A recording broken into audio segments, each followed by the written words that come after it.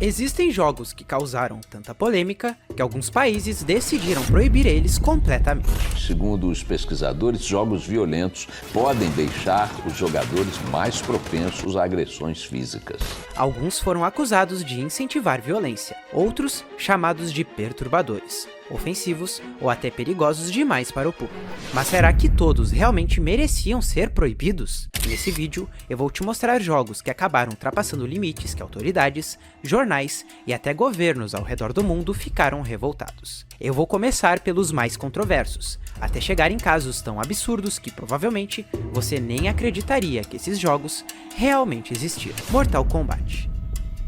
Se olharmos para Mortal Kombat, nos dias de hoje, parece só mais um jogo violento no meio de centenas de outros. Mas nos anos 90, aquilo parecia algo completamente fora do normal. Porque havia um detalhe que fazia ele parecer muito mais chocante naquela época. Enquanto praticamente todos os jogos de luta usavam personagens desenhados, Mortal Kombat tentou fazer algo muito mais real. Os desenvolvedores filmaram atores reais, executando golpes de artes marciais, e depois digitalizaram cada movimento dentro do jogo. Os criadores do jogo queriam que Mortal Kombat tivesse uma aparência quase cinematográfica. Então eles contrataram artistas marciais reais para interpretar os personagens. As gravações eram feitas em um fundo simples enquanto os atores repetiam socos, chutes e poses por horas. Depois, cada movimento era transformado manualmente em sprites jogáveis. Hoje isso parece normal, mas naquela época dava a impressão de que pessoas reais estavam brigando de forma violenta dentro da tela. E os desenvolvedores usavam isso como uma das maiores armas de marketing dentro do jogo. Mortal Kombat era vendido como algo mais realista,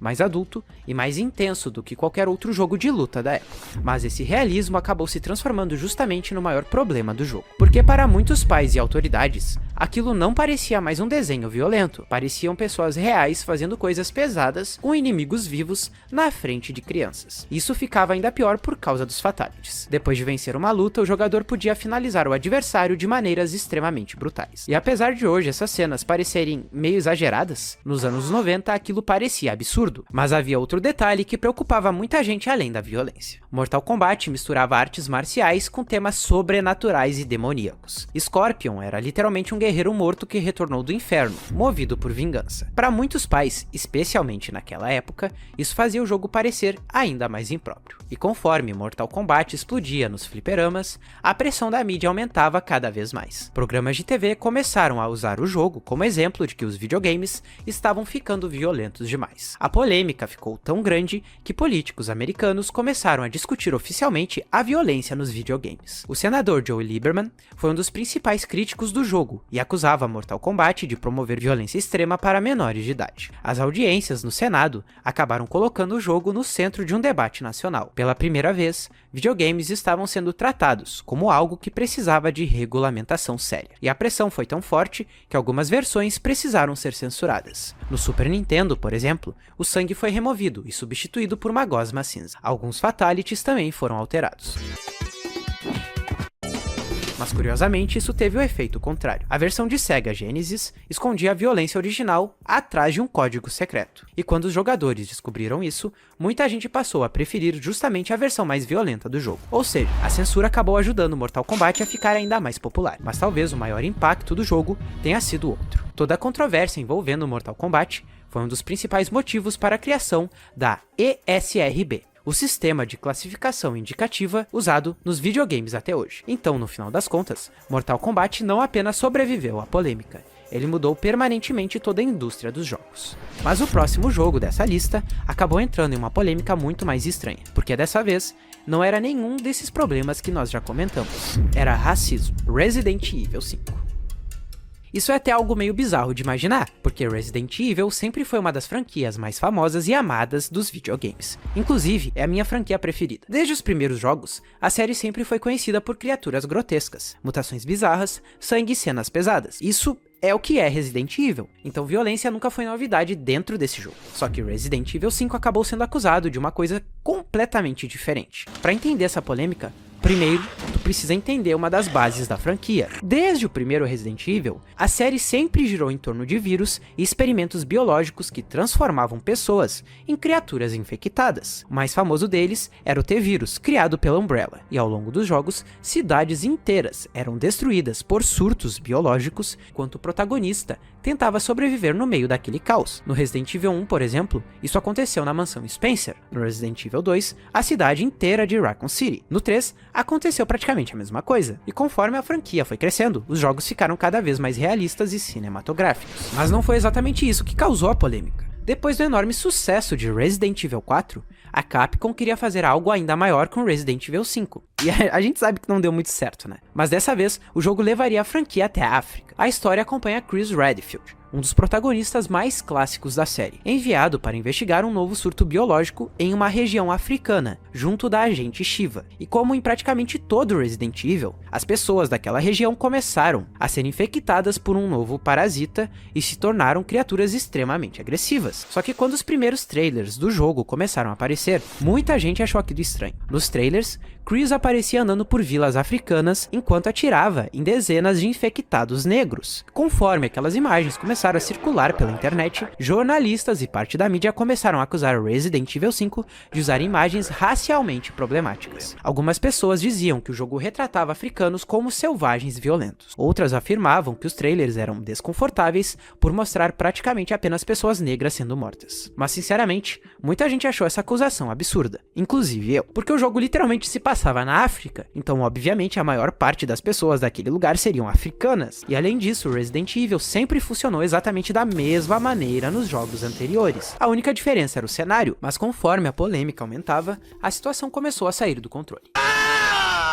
Sites, programas de TV e jornalistas passaram a discutir se Resident Evil 5 era racista ou não. Algumas pessoas chegaram a pedir mudanças no jogo, enquanto outras defendiam a Capcom, dizendo que tudo aquilo estava sendo tirado completamente de contexto. A repercussão ficou tão grande que a própria Capcom precisou responder publicamente às acusações. A empresa afirmou que o Resident Evil 5 não tinha qualquer intenção racista e que o jogo mostraria apenas personagens de várias etnias ao longo da campanha. E apesar de toda a polêmica, o jogo acabou sendo lançado normalmente. No final, Resident Evil 5 não foi proibido de verdade como alguns outros jogos dessa lista, mas ele entrou para a história como um dos casos mais estranhos envolvendo polêmicas em videogames. Às vezes, as pessoas já decidem que algo é ofensivo, antes mesmo de tentar entender o que aquilo realmente é. O próximo jogo dessa lista acabou entrando em polêmicas tão grandes que até o governo russo e jornais começaram a discutir se a franquia estava indo longe demais. Call of Duty Modern Warfare.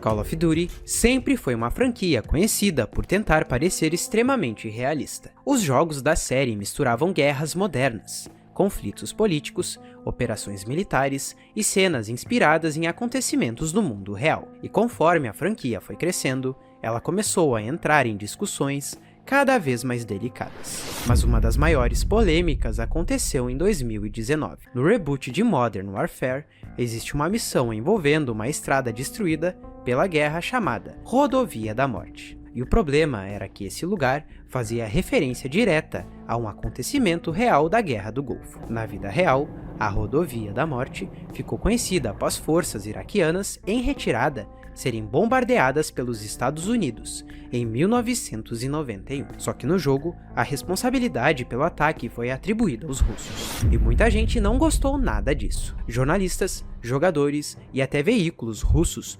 começaram a acusar o jogo de distorcer acontecimentos históricos para favorecer os Estados Unidos. Algumas pessoas chegaram a chamar aquilo de propaganda política disfarçada de videogame. A repercussão ficou tão grande que o jogo nem chegou a ser lançado digitalmente na PlayStation Store da Rússia. Mas por mais controversa que essa situação tenha sido, ela ainda não se compara ao que aconteceu anos antes, porque em 2009, Modern Warfare 2 lançou uma das fases mais debatidas da história dos videogames, No Russian.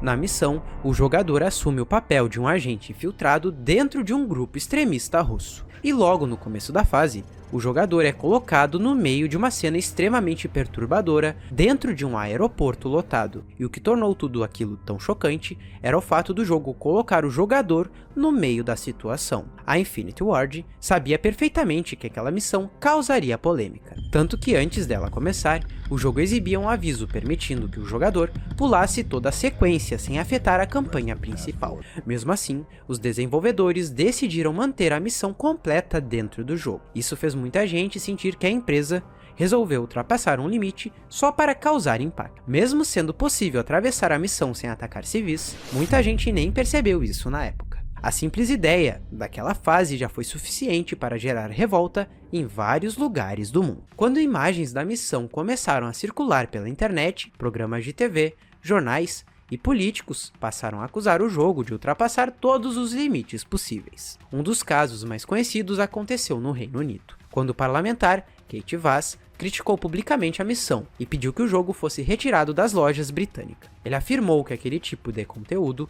normalizava a violência extrema e não deveria existir em um jogo tão popular entre jovens. A mídia britânica rapidamente transformou aquilo em um escândalo nacional. Chegaram a tratar Modern Warfare 2 quase como uma ameaça pública, enquanto programas de televisão discutiam se os videogames estavam começando a ultrapassar limites psicológicos perigosos. O debate ficou ainda mais pesado porque o mundo daquela época ainda estava muito marcado pelos ataques de 11 de setembro e pelas guerras no Oriente Médio. Então, para muitas pessoas, aquela missão parecia desconfortavelmente próxima da realidade. Alguns relatos da época afirmaram que veteranos militares e pessoas ligadas ao exército acharam a fase perturbadora justamente por lembrar situações reais da violência contra civis. Um ex-soldado que participou de sessões de teste do jogo teria até abandonado uma delas por considerar a missão excessiva demais. Mas conforme a polêmica aumentava, vários países começaram a reagir. Na Rússia, a missão foi removida completamente de algumas versões do jogo, enquanto certas lojas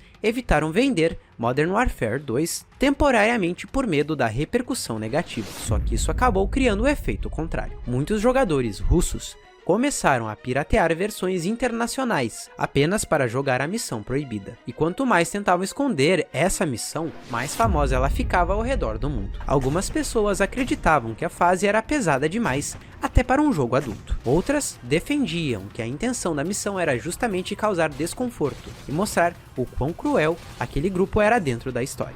Esse próximo jogo foi proibido por ter um tipo de conteúdo muito mais perturbador do que o do próprio Mortal Kombat: Rule of Rose.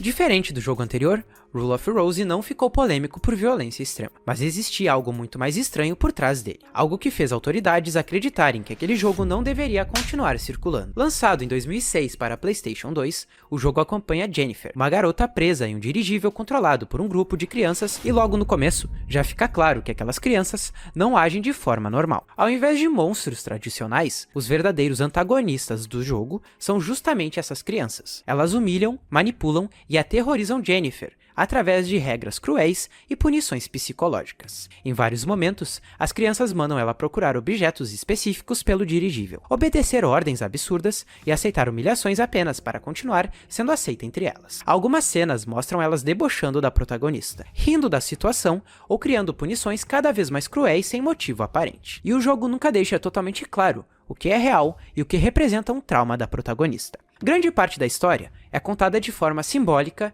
e confusa de propósito, mas não foi exatamente isso que fez o jogo explodir em polêmica. O problema começou quando jornais europeus passaram a acusar o jogo de mostrar tortuguita infantil, se é que tu me entende. E conforme essas acusações começaram a se espalhar, a situação saiu completamente do controle. Mas havia um detalhe importante: muitas dessas acusações eram exageradas ou simplesmente falsas. Rule of Rose realmente possui temas pesados, mas boa parte da polêmica veio de pessoas que nunca tinham jogado o jogo. No Reino Unido, grandes lojas se recusaram a vender o jogo. Já na Itália, políticos chegaram a pedir oficialmente seu banimento, antes mesmo de análises completas acontecerem. E conforme controvérsias aumentavam, a própria Sony começou a se afastar do projeto. A história gira muito mais em torno de trauma, abandono e crueldade infantil. Por isso muita gente considera Rule of Rose perturbador de uma maneira diferente. Mas o jogo é na verdade uma lição contra abusos e o bullying, e muitas pessoas ignoraram isso. Mas o próximo jogo dessa lista fez muita gente questionar se certos videogames deveriam sequer existir: Hatred. What is important is what I'm going to do.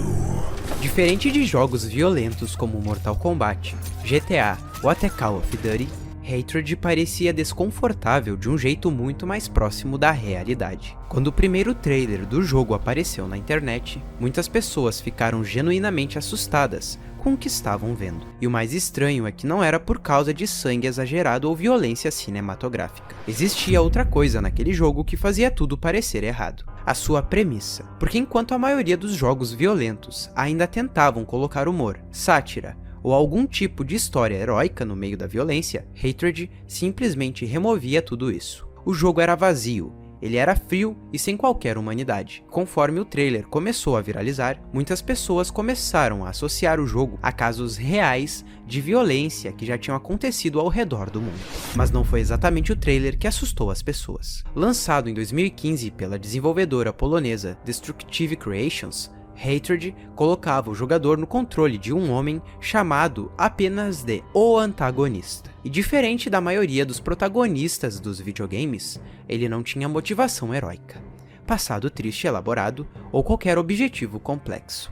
Ele simplesmente odiava a humanidade. Logo no começo do jogo, o personagem faz um monólogo dizendo que sua vida não tem sentido e que quer levar o máximo de pessoas possível com ele. É exatamente isso que tu entendeu. E a partir daí, o jogo inteiro gira em torno disso. O jogador atravessa ruas, prédios e áreas urbanas atacando civis, policiais e qualquer pessoa que apareça pela frente. E era justamente isso que fazia Hatred parecer tão perturbador para muita gente. Em jogos como GTA, por exemplo, existe humor, crítica social e um mundo exagerado que claramente não tenta parecer real o tempo inteiro. Mortal Kombat transformava a violência em algo quase fantasioso, mas Hatred parecia querer o oposto. O visual preto e branco deixava tudo ainda mais pesado. O protagonista agia de forma fria o tempo inteiro, e o jogo parecia quase determinado a causar desconforto. E sinceramente, eu acho que jogos podem influenciar sim as pessoas, até certo ponto, assim também como filmes, séries e qualquer outro tipo de entretenimento.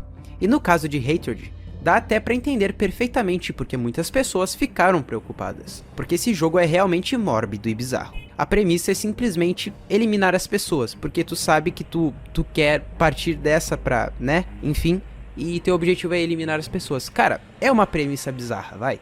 É um negócio mórbido, é bizarro. Mas também havia outro detalhe que transformou toda essa polêmica em algo ainda maior. A internet começou a discutir seriamente se Hatred deveria ou não existir. E quando o jogo chegou na Steam, a situação saiu completamente do controle. Depois da repercussão absurda do trailer, Hatred acabou sendo removido da plataforma. Muita gente acreditava que o jogo tinha ultrapassado um limite perigoso ao transformar violência contra civis no foco principal da experiência. Só que pouco tempo depois aconteceu algo inesperado.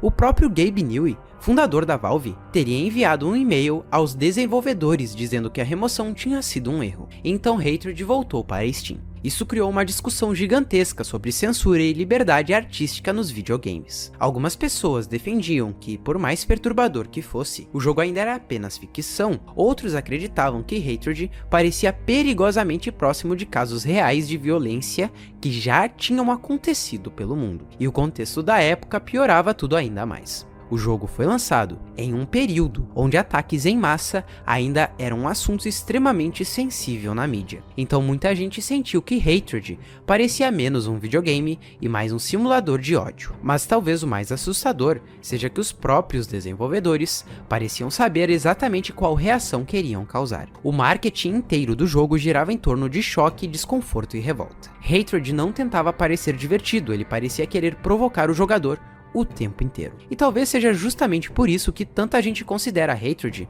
um dos jogos mais perturbadores já feitos. Porque diferente de outros jogos dessa lista, ele não chocava por parecer fantasia. Ele chocava justamente porque parecia não querer ser uma.